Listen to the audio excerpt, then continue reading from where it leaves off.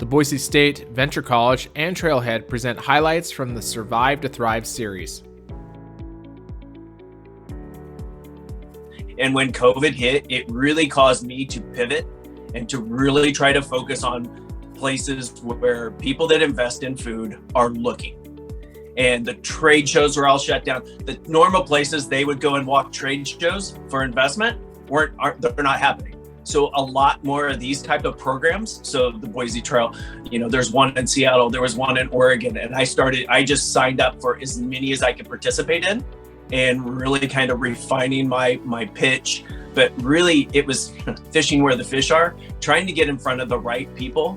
And Will was kind of the big person that kind of connected me with the network there in Boise that helped me, that really got us involved and find the opportunity there in Boise.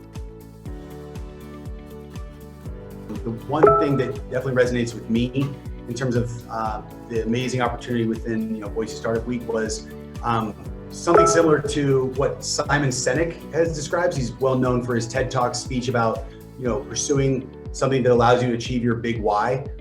When this inspirational idea came upon us back in 2010, it was based on hardship, and we realized that there was a service that could be provided to the greater good of people that allows someone out there, no matter if it's one or hundreds of thousands of people, to avoid a similar situation that we went through. So at the end of the day, one thing that I would say is the guiding light or the burning fire that keeps it going is understanding what your big why is and what it'll allow you to achieve, what you will achieve along the way while you achieve what's at hand. With our product, it's harder to relate to. I think, Dan, you've got an incredible product, and it's, I think, easier for any demographic or age group to relate to. Typically, the majority of investors that we're talking to, whether they're in Boise or Silicon Valley, which we are speaking with both, have looked at us straight up and said, is this really an issue?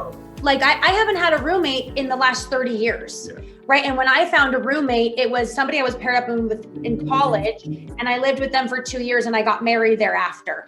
Every single one we're talking to, minus the ones that are interested in enough to go home and say, hey, college kids at home, what are your thoughts about this? And those are the ones that have now come back around and said, hey, we went home and talked to our kids. Like, this is a huge issue.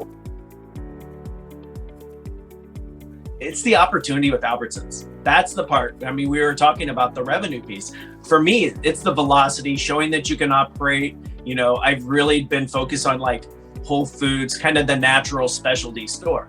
So to get the opportunity to Albertsons that, they're high-end stores, but then they're mainstream stores. That's where I need to validate my model to show that, we're not just some specialty natural item that's only for this level of consumer.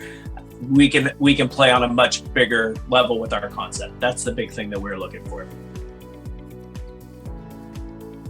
And there's so many opportunities for networking that have been instrumental in the growth of our business, and more importantly, have made us think at a much, much higher level, and picking apart, which is so hard for an investor, picking apart the product, the solution you're building, and then also on the other side, forcing you to be prepared to have those hard conversations with those investors, because the more investors we've talked to, we've realized, or I've at least realized, oh my gosh, if I had to do this 6 months ago, I would have been laughed out of the room.